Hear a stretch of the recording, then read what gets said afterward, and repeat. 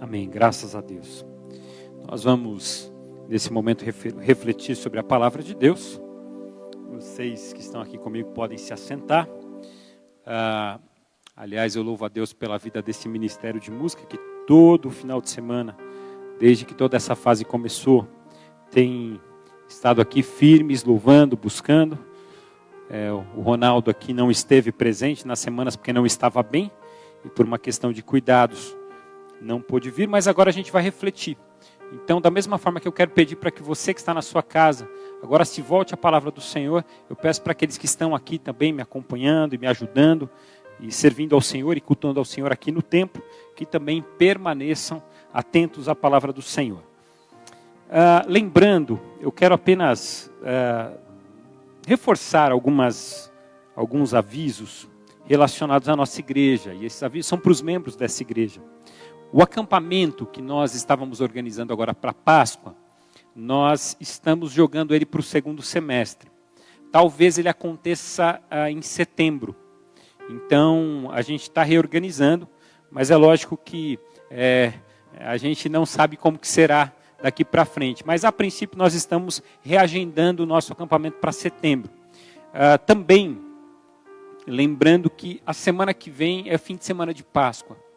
E nós estamos preparando uma programação, mesmo com todas as limitações, nós estamos programando algo especial para participarmos juntos. E na semana que vem nós faremos uma ceia conjunta.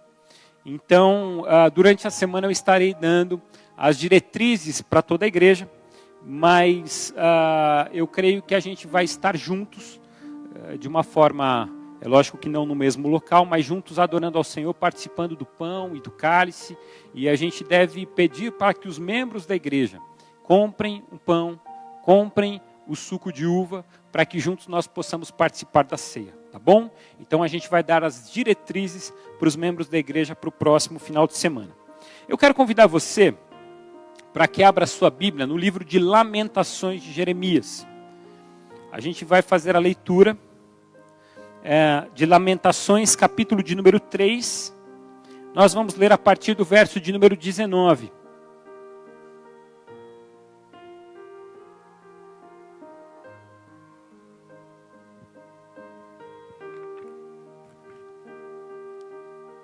Nós vamos fundamentar a nossa reflexão de hoje a partir do livro de Lamentações, capítulo 3, dos versos 19 a 26.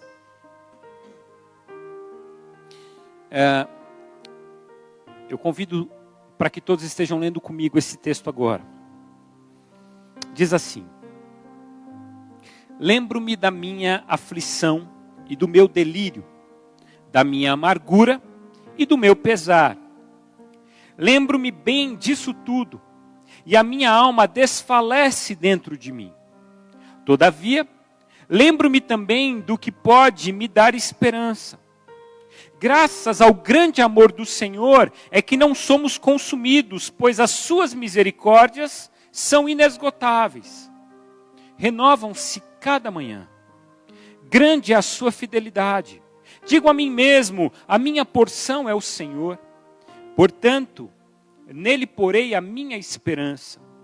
O Senhor é bom para com aqueles cuja esperança está nele, para com aqueles que o buscam. É bom esperar tranquilo pela salvação do Senhor. É bom esperar tranquilo pela salvação do Senhor. Eu convido você a fechar os seus olhos, a baixar a sua cabeça. Nós vamos orar mais uma vez. Pai, fala aos nossos corações. Fala aos corações daqueles que estão aqui e daqueles que estão em casa. Para que haja clareza, para que a mensagem que o Senhor tem para nós, ela não encontre barreiras agora.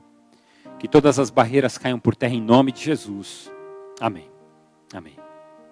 Bom, como você já sabe, não é uma novidade para ninguém, mas o mundo está em crise. Não é uma novidade.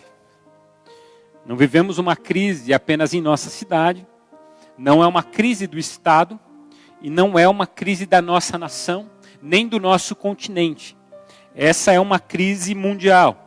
Nós estamos vivendo uma crise mundial. E eu fiquei pensando nessa ideia da crise, porque há crises na vida que nós criamos. Há crises que se estabelecem em nossas vidas porque nós criamos. Às vezes uma crise financeira se estabelece na nossa casa porque nós demos um passo maior que a perna, compramos o que não devíamos. Tivemos uma iniciativa que não foi interessante. E aí nós colhemos como resultado dessa iniciativa uma crise. Mas há crises que vêm sobre as nossas vidas que nós não causamos. Mas elas são mesmo assim violentamente estabelecidas sobre nós. E o que me chama a atenção nessa crise mundial é que nós não somos responsáveis por ela. Ninguém aqui causou essa crise. Não foi um erro nosso. Não foi um erro de cálculo. Não foi algo que nós, de certa forma, colhemos como consequência de um ato nosso mesmo. Essa crise veio sobre nós, mas nós não somos responsáveis por ela. Algumas pessoas estão sendo mandadas embora das suas empresas sem terem cometido erros. Estão sendo mandadas embora do seu trabalho, não estão sendo convocadas para trabalhar sem terem cometido erro algum. Não é por responsabilidade delas que elas estão colhendo os frutos dessa crise. Alguns estão entrando em colapso financeiro sem que tenham causado nada disso. Eu diria que isso é uma crise terceirizada. A gente está colhendo as consequências da crise. A palavra crise vem do grego crisis. E significa, traduzida ao português, pode significar distinção, decisão, sentença, juízo, separação. Distinção, decisão, sentença, juízo e separação. E eu fiquei pensando muito sobre a palavra crise e sobre o momento de crise. E eu fiquei tentando conceituar a crise. E eu conceituei crise da seguinte forma: crise é uma ruptura não intencional, porque as crises são estabelecidas sobre nós não intencionalmente, com aquilo que definimos como aceitável. A crise é caracterizada por rupturas, perdas ou mudanças drásticas a nível biológico, psicológico ou social. Crise é a manifestação de uma ameaça que desnuda nosso total descontrole da situação. Ou seja, em resumo, crise é a manifestação de uma ameaça que desestabiliza a vida. Todas as vezes que a gente entra em crise, é porque uma ameaça se estabeleceu e essa ameaça ela desestabiliza a nossa vida. Por exemplo, a crise no casamento. Ela acontece quando se estabelece sobre o casamento uma ameaça que o desestabiliza. Brigas constantes, uma terceira pessoa, um sentimento destrutivo. Quando essa ameaça aparece, o casamento desestabiliza. A crise financeira, ela acontece quando a gente perde total controle sobre aquilo que nós temos e não temos. É uma ruptura com a estabilidade. A crise emocional acontece quando os sentimentos eles saem da normalidade e você percebe que não há mais controle algum sobre ele. São as crises. Quantas crises a gente não passa? A gente tem crises em todas as áreas da vida. Toda vez que alguma área da nossa vida ela sofre uma ameaça e ela entra em instabilidade, a gente chama isso de crise. Em todas as áreas da vida. E o tema de hoje é a ansiedade e crise. Porque diante das crises que enfrentamos, o nosso psiquismo ele tende a responder de maneira negativa. Porque diante da crise que a gente vive hoje, como que a gente responde? Como que o nosso psiquismo responde? Ele responde com ansiedade. Ou seja, são muitas informações negativas ao mesmo tempo e o nosso psiquismo vai recebendo essas informações e ele vai entrando em colapso. Um sentimento de impotência invade a gente fica pensando em mil coisas que a gente poderia fazer, mas a gente não consegue, porque a gente foi convidado a nem sair de casa. A gente fica pensando e não tem resolução, isso é impotência. Há um descontrole generalizado, porque nós não temos controle sobre a situação. Há um excesso de desgosto de toda uma sociedade. E de toda uma sociedade que ela não está somente em casa, mas é uma sociedade que ela agora está nos ambientes sociais, na internet, no Facebook, no WhatsApp, no Instagram. E ele está nas mídias sociais demonstrando a sua insatisfação. Há um desgosto generalizado. Alguns acham que não pode sair de casa, outros acham que pode sair de casa. E quem não pode sair de casa, acha que todo mundo tem que ficar em casa. E quem acha que todo mundo tem que sair de casa, acha que todo mundo não pode ficar em casa. E vira uma confusão. E a gente quer que todo mundo faça aquilo que a gente pensa. E todo mundo quer que a gente faça aquilo que eles pensam. E isso vira uma confusão generalizada. Há um medo permanente. Medo de perder emprego, medo de perder as finanças, medo de perder a saúde, medo de perder pessoas queridas. Tudo isso vai gerando em nós uma ansiedade. E porque também ainda há falta de soluções, a gente não tem uma solução clara para o problema. O que eu estou querendo dizer com tudo isso? E por que eu trago isso à tona? A pergunta é sempre essa, né? O que isso tem a ver com o texto? Tudo isso tem a ver com o texto porque Jeremias vivia uma crise. Esse texto fala sobre uma crise em Jerusalém. Esse texto fala sobre uma crise em Judá. Judá ele foi tomado por uma crise, porque sofreu 3 invasões. 3 invasões. Os judeus sofreram ali em Jerusalém, em todo o território de Judá, 3 invasões simultâneas, frente à Babilônia. A Babilônia, ela invadiu pela primeira vez toda a região de Judá no ano de 605. Quando Nabucodonosor avançou contra o rei Joaquim. Isso está lá em 2 Reis 24, 1 a 24, 2 Crônicas 36, de 5 a 7. E foi nessa invasão que vocês conhecem um outro texto bíblico que ele é muito forte, muito vivo diante dos nossos olhos e corações, que é o texto de Daniel. Porque é nessa primeira invasão que Nabucodonosor leva Daniel, Sadraque, Mesaque e Abdenego e leva a elite de Israel, a elite de Judá lá para a Babilônia. É na primeira invasão. Só que uma segunda invasão ocorre no ano de 597 a.C. Essa segunda invasão está lá em 2 Reis 24, de 10 a 14. Se você não anotou agora e quiser dar uma olhada depois, está aqui no vídeo. O vídeo vai ficar, né, à disposição na internet. Mas nessa segunda invasão, é uma segunda invasão que também gera traumas, gera angústia naquela cidade, naquele povoado. Só que de repente há uma terceira invasão. E essa é a invasão mais violenta. A terceira invasão do Império Babilônico é a invasão onde tudo é destruído. O templo é destruído, os muros são destruídos. A vida de Judá é destruída, Jerusalém é massacrada. E quando Jerusalém é violentamente invadida, o templo, que é o símbolo da presença de Deus e da vitória do povo, é destruído junto. É como se Deus tivesse ido embora e o templo estivesse vazio. A glória de Jerusalém foi embora. Os muros foram destruídos. E Jeremias, ao escrever essa carta, que é uma carta de lamento, e é por isso que se chama Lamentações de Jeremias, ao escrever essa carta, ele caminha por uma cidade humilhada e vazia. Os poucos que restam estão fracos, estão aflitos e estão com fome. Uma crise. Isso é crise.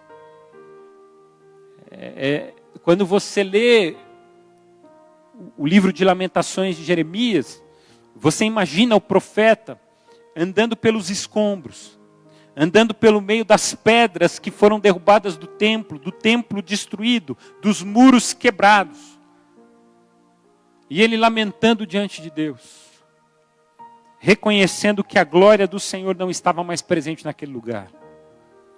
Jeremias, ele presencia um cenário de completa crise. Completa crise. E a pergunta que eu quero convidar você a refletir hoje é o que fazer. O que fazer diante de uma crise? Porque se você olhar o texto que nós lemos, aliás, se você olhar o capítulo 3 de Jeremias, você vai ver os sentimentos de Jeremias nessa crise. Ele vai dizer no verso 1, eu sou um homem que viu a aflição trazida pela vara da ira de Deus. Ele me impeliu e me fez andar na escuridão e não na luz. Sim, ele voltou com a sua mão contra mim, vez após vez o tempo todo. Fez que a minha pele e a minha carne envelhecessem e quebrou os meus ossos. Ele me sitiou e me cercou de amargura e pesar. E você continua lendo o texto e você vai ver que o sentimento é um sentimento de angústia e de peso na alma. Jeremias ele está sofrendo com as consequências de traumas, de pesos, de ver a destruição do seu próprio povo. E a pergunta diante de todo esse sentimento é o que fazer diante da crise. Porque ao mesmo tempo que Jeremias ele expressa a sua angústia, ele vai nos dar caminhos e ele vai nos ensinar princípios muito importantes para que a gente enfrente as crises que sobrevêm sobre nós. Em primeiro lugar, o que fazer diante da crise? E eu aprendo com Jeremias, mantenha calma, porque nem tudo está perdido. Olha o que diz o verso de número 26.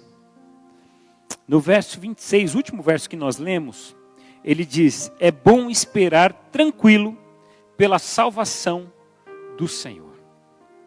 Crise é sinônimo de desespero. O que a crise gera em nós? Desespero. Estamos perdendo as finanças, a gente fica feliz? Não, a gente entra em desespero. Estamos perdendo um casamento, a gente celebra? Não, a gente entra em desespero. Estamos perdendo o chão, estamos perdendo todo o emocional, toda a normalidade emocional da vida. A gente não celebra isso, a gente entra em desespero. Porque esse é o ato natural, mas o convite de Jeremias é o de esperar com tranquilidade. Nós temos esse desafio de esperar. Porque a gente pode esperar de duas formas. Há duas formas que você pode esperar alguma situação. Você pode esperar com o coração desesperado, ou você pode esperar com o coração tranquilo.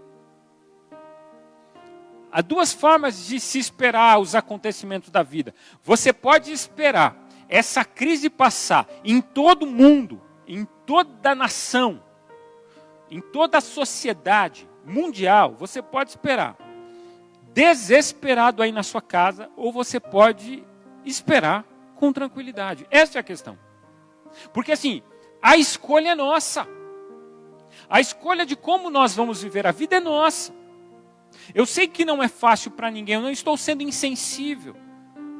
Eu sei que não é fácil passar pela crise. Eu sei que a angústia vem, eu sei que às vezes o choro vem sobre as nossas vidas. O desespero, a saudade. Gente, eu vejo os irmãos sentados aqui. Eu vejo a Alana e o Breno sentados aqui no primeiro banco com as meninas.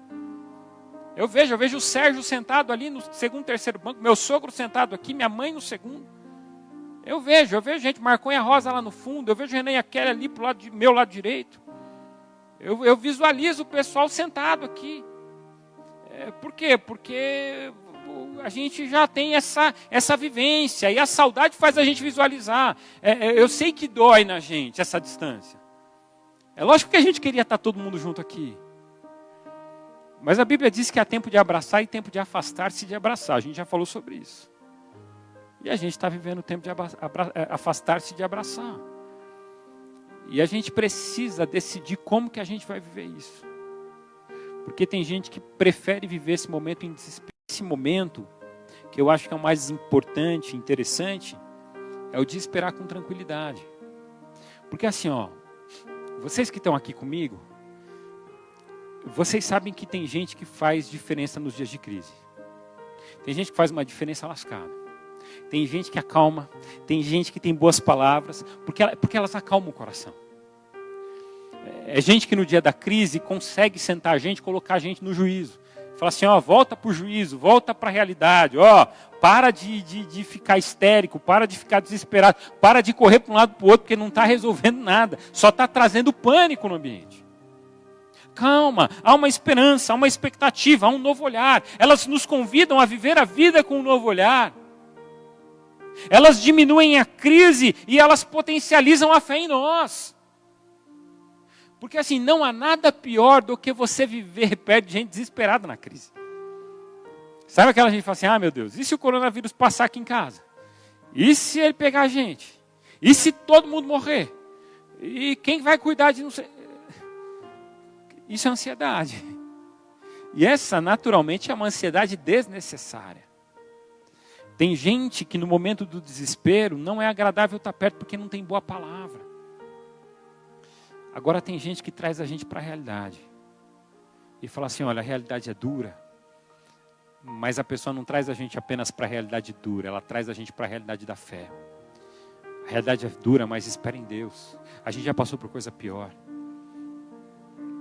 Então, é tão bom quando você tem um cônjuge em casa, que quando vocês estão passando por uma luta, ele abraça você, ela abraça você e fala assim, a gente já passou por coisa pior, vamos passar por mais essa.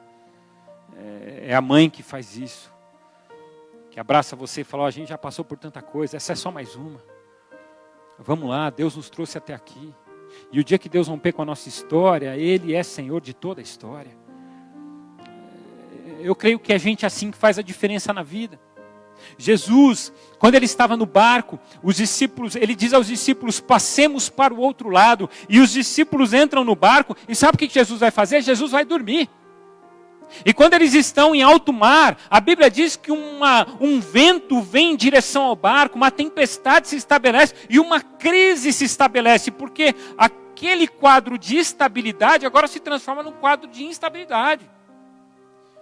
Discípulos que eram pescadores, os discípulos que tinham uma vida presente dentro do barco, eles conheciam tudo do barco, eles conheciam tudo do mar, tudo da tempestade, eles estavam morrendo de medo. E aí eles vão correndo acordar Jesus, porque Jesus dormia. E quando eles acordam Jesus, Jesus se sente incomodado, porque ele diz, o que vocês estão temendo? Vocês são homens de pequena fé. Porque eu falei para vocês que a gente ia passar para o outro lado, e se eu falei, a gente vai. E se eu falei, vocês precisam confiar. As crises, elas se manifestam, mas a gente vai chegar lá. E aí Jesus, ele acalma a tempestade. É lógico que esse texto ele tem muita coisa para nos ensinar. Mas uma delas é que as crises e as tempestades da vida, elas se manifestarão sempre. Mas com a graça de Deus a gente vai chegar do outro lado. E Jesus, ele nos ensina a passar pelas tempestades da vida de maneira tranquila. Se a gente vai passar por uma tempestade, é melhor passar dormindo ou desesperado? Essa é a pergunta que a gente precisa fazer. Jesus me ensina isso, ele está lá no barco. A pergunta é, se eu vou passar por uma crise, é melhor passar dormindo, descansando, preparando para enfrentar talvez alguma coisa mais forte, ou é melhor passar em desespero? É melhor passar descansando. Então assim, eu preciso entender, eu preciso aprender, porque eu não estou ignorando o fato de que a gente vai ter muitas perdas, pelo jeito teremos. Eu não estou ignorando o fato de que muitas lutas, muitas pessoas vão perder muita coisa. Isso talvez seja inevitável. Mas eu quero lembrar você que as coisas preciosas que você tem na sua vida, você jamais vai perder. Eu acho que uma casa, ela pode ser reconstruída. A vida, ela pode ser ressignificada. Eu acho que um carro, a gente pode trabalhar e no futuro comprar outro. Mas eu acho que há coisas na vida que a gente não perde. Quem me dá essa dica é Augusto Cury. Augusto Cury, ele disse o seguinte, um ladrão, ele rouba um tesouro, mas ele não furta a inteligência. Uma crise destrói uma herança, mas não uma profissão. Não importa se você não tem dinheiro, você é uma pessoa rica, pois possui o maior de todos os capitais, a sua inteligência, invista nela. E eu diria mais, tem coisas que não podem tirar de você, a sua inteligência é uma delas. E outra coisa que não podem tirar de você é a sua fé. Ninguém pode te obrigar a não crer mais. Ninguém tem o poder de tirar a sua fé de dentro do seu coração, a sua convicção de que Deus é Senhor e poderoso acima de todas as coisas. Creia nisso e se abrace nisso em nome de Jesus. Seja guiado por sua inteligência, mas seja guiado acima de todas as coisas pela sua fé. O que eu aprendo também com Jeremias, uma segunda lição, o que fazer diante da crise?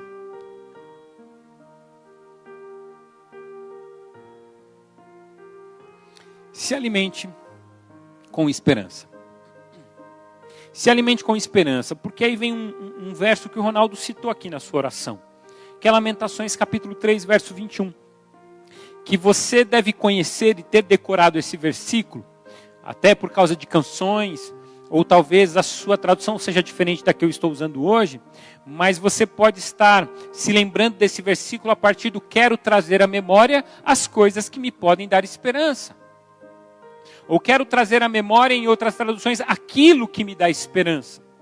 Na minha tradução, que é NVI, é todavia lembro-me também do que pode me dar esperança. Porque assim, crise, e você há de convir comigo, que além de gerar desespero, gera excesso de informações negativas. Porque assim, eu já tomei uma decisão particular, mas todas as matérias de jornais, aliás, as matérias de jornais que mais vendem, elas são negativas que relatam as tragédias, ou elas são boas que relatam as restaurações? Tragédia, meu irmão. Você abre o jornal, é tragédia, sai sangue da sua televisão. É perigoso você pegar o coronavírus pela sua televisão. De tanto que esse negócio está. Esses dias eu falei, chega de coronavírus, colocamos no canal lá, vamos assistir canal, televisão fechada. Vamos assistir jornal fechado. É coronavírus. Fox News, coronavírus. BBC, coronavírus. Então vamos colocar no canal espanhol, que só tem música, é coronavírus. É a dança do coronavírus, né? Tudo é coronavírus. É perigoso você pegar o coronavírus quando você liga a sua TV. De tanto do coronavírus que está aí. É só notícia ruim. É só notícia terrível. A gente não sabe mais de alguma coisa boa que está sendo feita no Brasil. É só tragédia, é só angústia. E sabe qual que é o pior? A gente se alimenta disso. A gente vai se alimentando disso. As redes de televisão apenas relatam as crises porque elas se alimentam disso e a população se alimenta disso. E elas não têm mais o que falar, então elas começam a polemizar, elas querem criar polêmica, e pega uma fala aqui, pega outra fala ali, pega alguém que fala A, e pega alguém que fala B, coloca alguém para discutir com outro, como se assim isso fosse levar a gente a algum lugar. O que eu estou querendo dizer? Está parecendo, sabe programa de futebol esportivo, de comentário? Eu lembro que alguns anos atrás, eu também tinha essa mania de assistir esses programas, e minha esposa falava assim, para de assistir, isso é muito chato. Porque eles estão falando a mesma coisa de formas diferentes. E os caras eles ficam debatendo 2 horas o mesmo jogo que aconteceu em 1h30. Então eles têm que inventar pauta. Então as coisas começam a ficar repetitivas. E a gente começa a ver isso na televisão e a gente começa a se alimentar disso. A gente vira um monte de zumbi assistindo esse negócio e não para. E a gente começa a ficar com medo de pisar no chão. Porque notícia ruim gera medo. Notícia ruim gera angústia. Você quer ver como? Saiu na revista Galileu ano passado. Um novo estudo afirma que quanto mais notícias ruins uma pessoa consome, maior a probabilidade de ela ficar triste, se preocupar e continuar lendo e assistindo notícias negativas. A pesquisa foi realizada nos Estados Unidos e considerou uma amostra de 4.165 voluntários. Quanto mais notícia ruim você assiste, quanto mais você fica... Aliás, quanto mais notícia ruim você assiste, mais você vicia na notícia ruim. E aí, você fica triste, preocupado e angustiado. Uma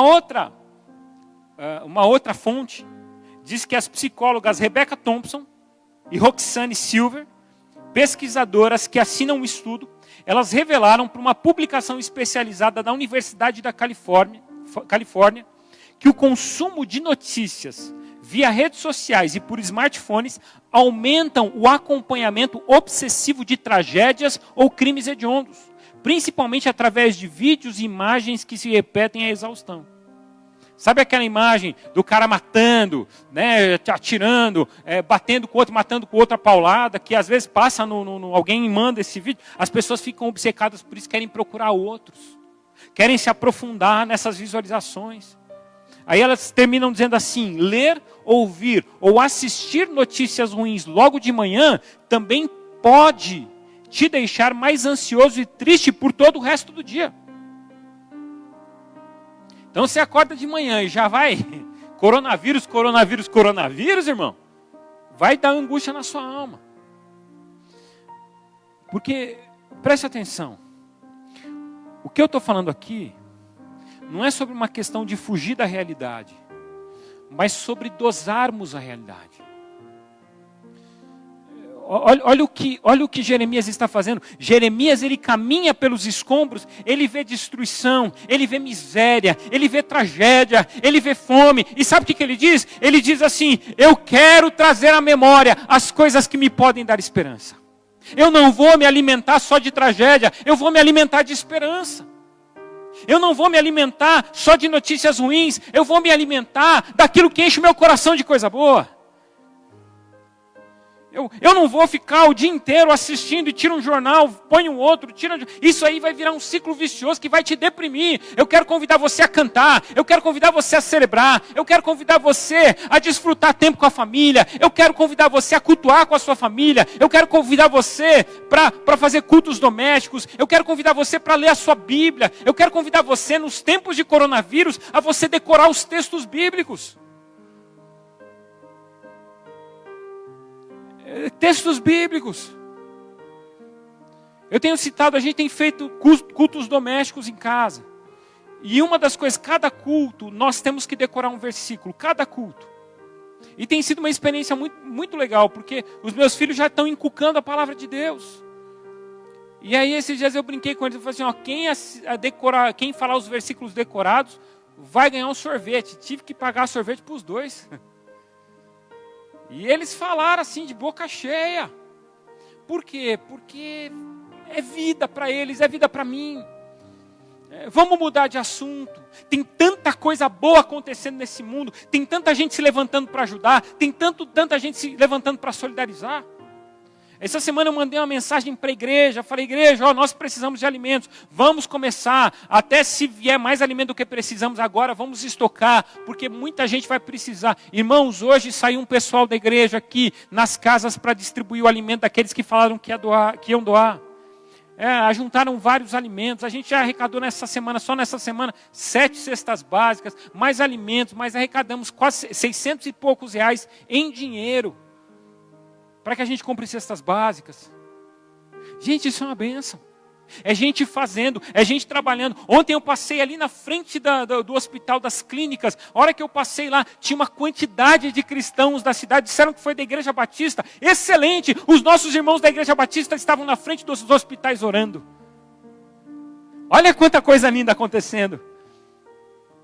Olha que coisa maravilhosa. Tem gente que está lá com inquilinos nas suas casas que disseram: não consigo pagar aluguel. E está dando desconto no aluguel. E está às vezes permitindo que a pessoa não pague o aluguel nesse mês porque ela pode ficar sem o aluguel. Gente, isso é maravilhoso. A gente precisa ser solidário nessas horas. Tem muita coisa boa acontecendo. Eu quero trazer à memória as coisas que podem me dar esperança.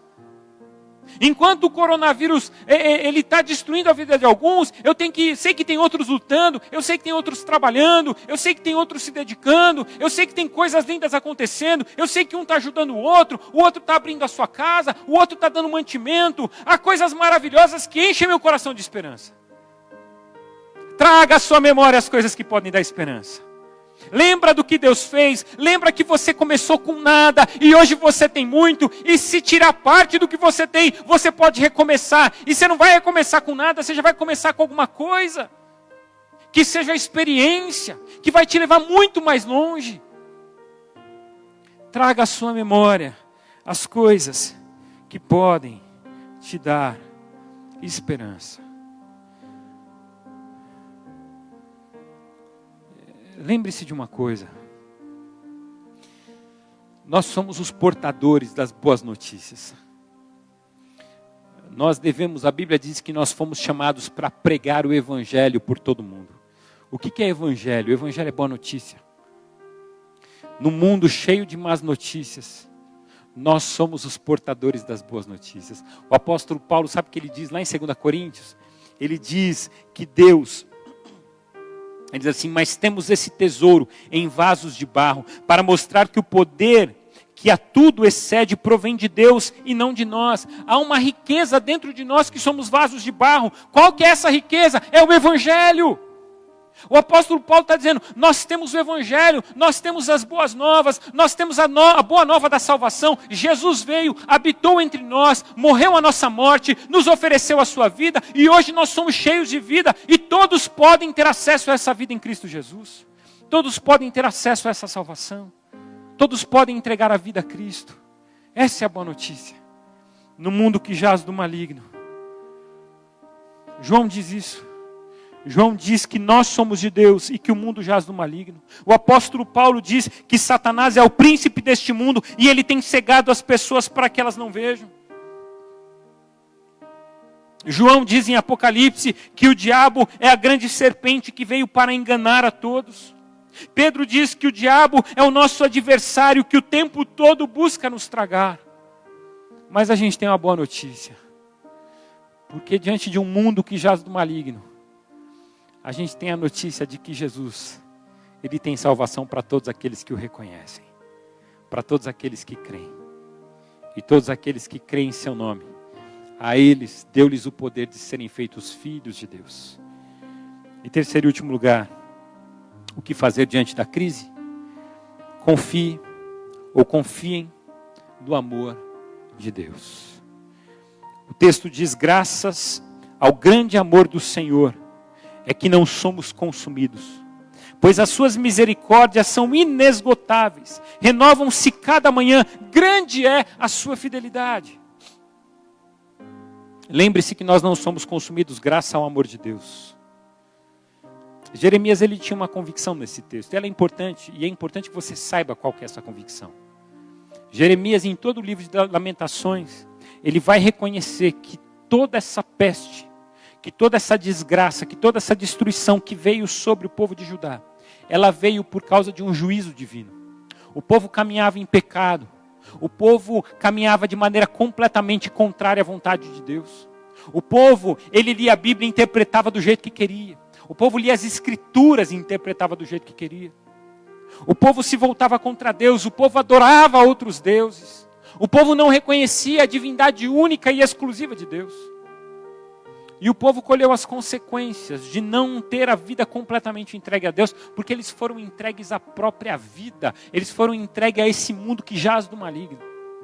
E eles sofreram caos e destruição. E aí nesse momento de juízo, Jeremias escreve: graças ao grande amor do Senhor é que não somos consumidos. Deus, ele permitiu a destruição, mas nós não fomos consumidos. As suas misericórdias são inesgotáveis. Elas se renovam a cada manhã. Grande é a fidelidade do Senhor. Nós não podemos mais viver como se Deus fosse apenas um detalhe da vida. Nós não podemos mais viver como se Deus fosse um servo ao nosso dispor.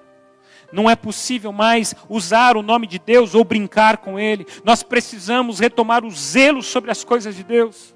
Não é possível mais viver uma vida sem temor e acharmos que estamos próximos de Deus. Tem muita gente brincando que está próxima de Deus e está distante e nem faz ideia.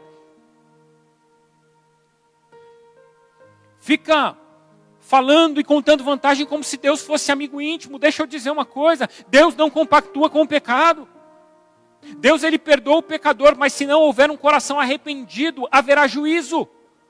Haverá juízo. Por isso que a mensagem do Evangelho é: arrependam-se. Arrependam-se. A gente precisa se arrepender. É por isso que a gente leu no início do culto: se o meu povo, que se chama pelo meu nome, se humilhar e orar, buscar a minha face e se afastar dos seus maus caminhos. O povo precisa aprender a se humilhar. A gente é muito arrogante. A gente acha que a nossa verdade está acima de todo mundo. E a gente não se rende às verdades de Deus. A gente não se rende à palavra de Deus. Aliás, a gente mal conhece a palavra de Deus nos dias de hoje. Se o meu povo, que se chama pelo meu nome, se humilhar, orar, buscar a minha face e se afastar dos seus maus caminhos, Dos céus eu ouvirei, perdoarei o seu pecado e curarei a sua terra. Eu não sei se você tem orado, se humilhado, mas também se afastado dos maus caminhos. Porque o duro é quando a gente fala que eu quero me achegar perto de Deus, mas me afasto do mal. Continuo cometendo os mesmos erros, continuo sendo ofensivo, não me arrependo. E aí não há como Deus nos ouvir. O mundo está nos engolindo com as suas prioridades. A gente precisa reconhecer o amor de Deus. E olha como o amor de Deus é grande. Porque em todas as coisas a gente precisa ver os benefícios. E eu queria mostrar para você como o amor de Deus é grande. O mundo, o dia a dia, estava nos engolindo com os seus excessos. A gente não tinha tempo para nada.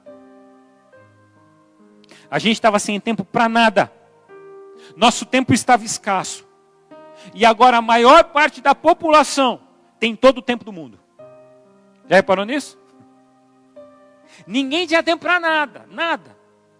Não dá para conversar com você, não dá para, é rapidinho, estou correndo, estou com pressa, maior correria. E de repente a gente olha, e a gente tem todo o tempo do mundo.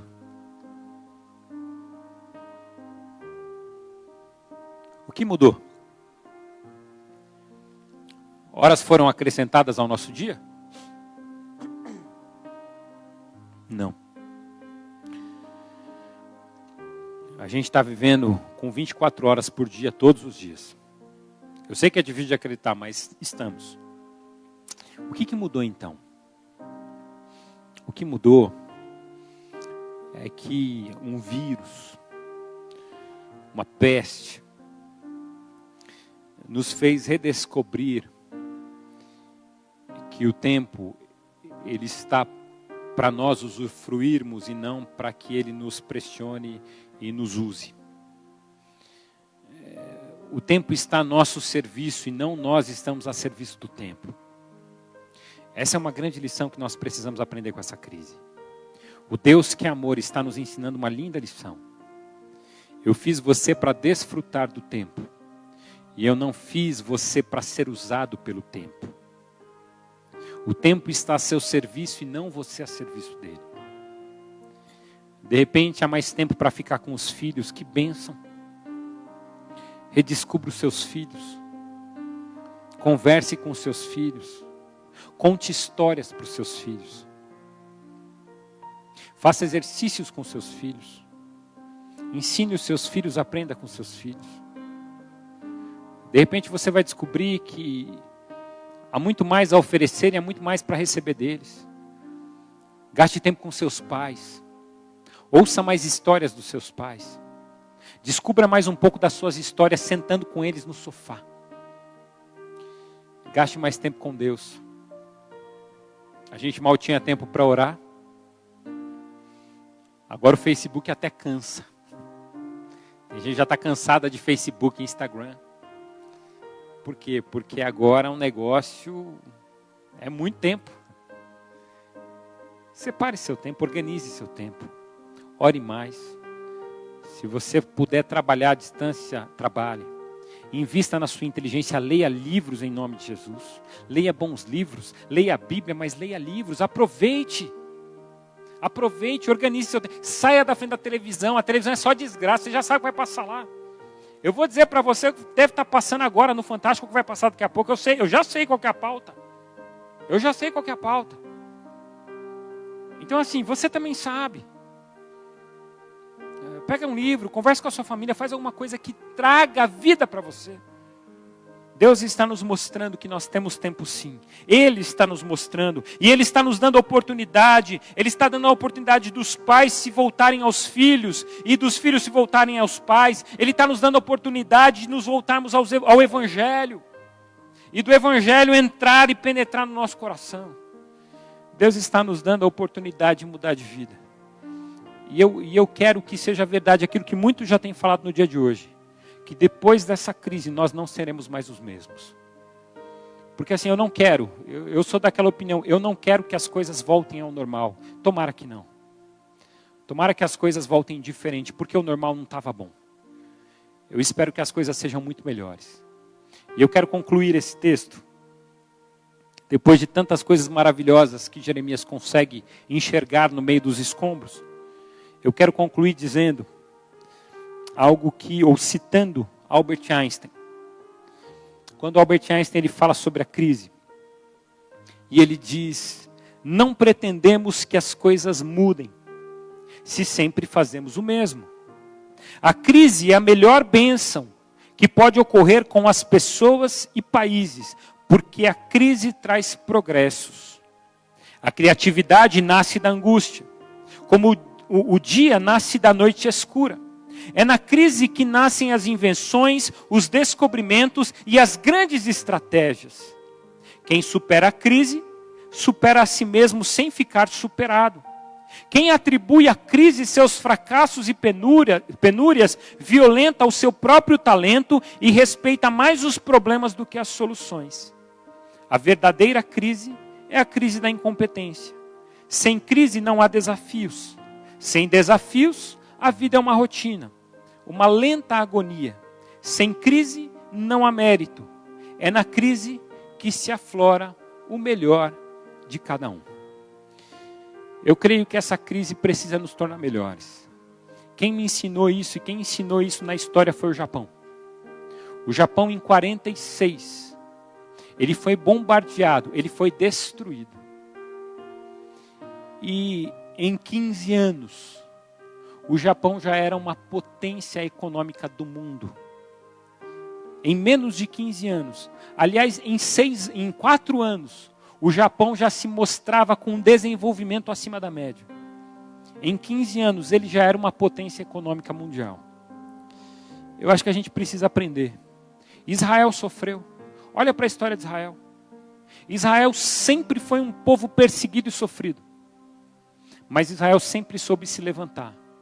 E nunca se vitimizou. Eu acho que esse é um dos segredos de se sair da crise, não se vitimizar.